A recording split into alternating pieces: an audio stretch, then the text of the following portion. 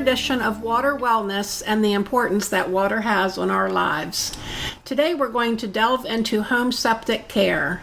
Andy, before you talk about how to care for septic systems, I'm not even sure I know how they even work.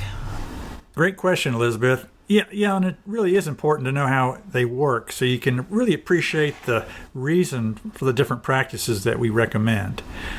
Septic systems come in different sizes and types. In fact, each one is unique since the design of the system is based on the size of the home, but especially the quality of the soil and the depth of that quality soil, which is a really key component for treatment.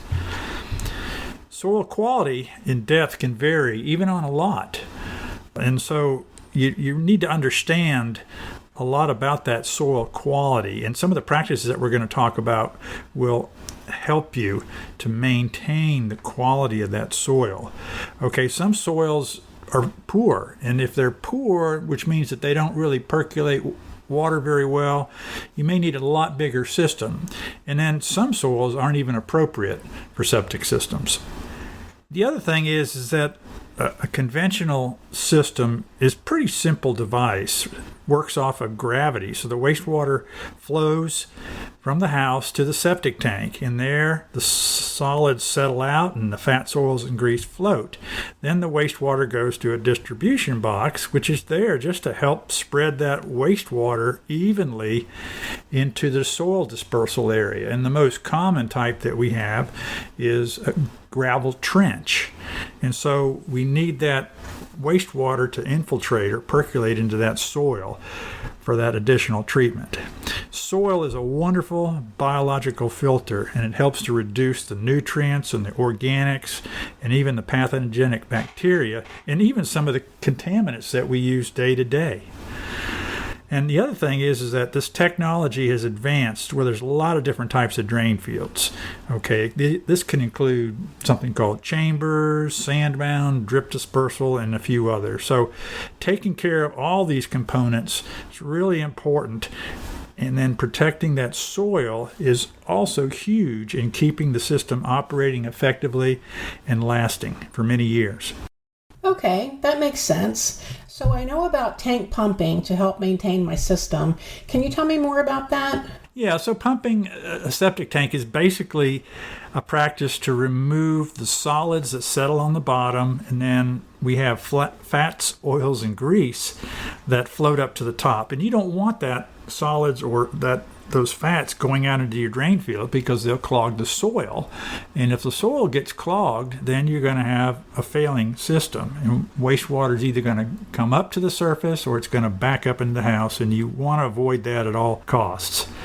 So the pumper will come out and they'll stick a hose in there and they'll fill up their truck. They'll empty everything out of that tank, and then they usually haul it to a wastewater treatment plant. Yeah, so a good rule of thumb is to have the tank pumped every 3 to 5 years.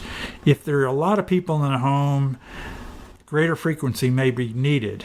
The tank pumping provider can actually give you an idea of the recommended frequency because they can measure the amount of solids in a tank, and based on the last time that you had it pumped, they can kind of tell you that, yeah, you need to pump it more often, or maybe you can go a little bit longer in between pumping. So if we have our tank pumped, is that it? Well, that's a great start. In fact, that's probably the most commonly known practice, but there are several others that homeowners can do that can actually save money by prolonging the life of the system. So these include making sure that you're only flushing your waste and toilet paper, no wipes or other things. Toilet paper can break down real easy, and so it's easy on the system, but wipes, paper towels, and other things, they don't break down, and they can actually clog the system, hurt the filter or a pump, and that's going to lead to needed repairs.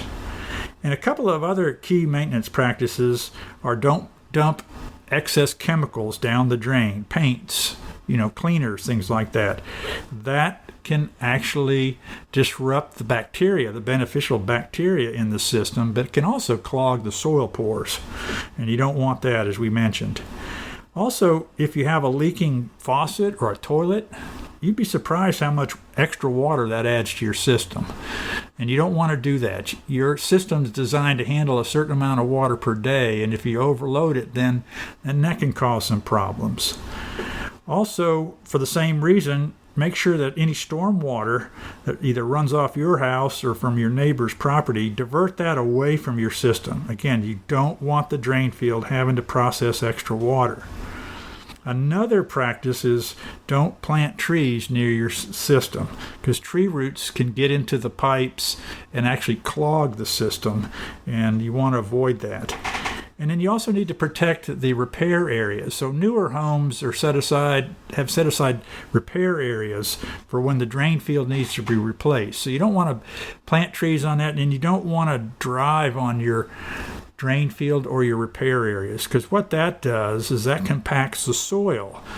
And if you compact the soil, then it's not going to be able to take or percolate that wastewater. And again, it wouldn't work. So again, that soil needs to breathe, and you don't want to change the structure of that soil and compact it, because that's going to lead to a premature failure. And then, once it fails, you can't repair a drain field. You have to go to a new area on your property and build a new drain field, and that gets expensive. So these are just some basic practices that can go a long way in keeping the system working properly, but it can also save the homeowner money by prolonging the life of the system. These sound like good common sense and simple practices. So Andy, what do you have in store for us for next month's podcast? Yeah, we're gonna shift gears a little bit away from drinking water quality and septic systems and talk about caring for ponds. These could be small backyard or garden ponds, community or farm ponds, stormwater ponds. So summer, is a busy time, and it's also often when I get the most questions about pond issues. So I'll offer some basic tips on maintaining good water quality for those ponds, as well as the critters that inhabit those ponds. Thank you, Andy. If you'd like more information on water quality, septics, wells, groundwater, or ponds, please check out our state water quality specialist, Andrew Lazor's YouTube channel for videos and podcasts. That's Water Quality University of Maryland Extension. You can check out his Facebook at University of Maryland Water Quality, or the website. Just Google UME Wells and Septics. It'll come right up. And please register for our next Wednesday water webinar on June 19th, Stains and Stinks of Drinking Water. Thank you all for tuning in. One last note, you can also go to the EPA's Septic Smart website for more information on today's podcast.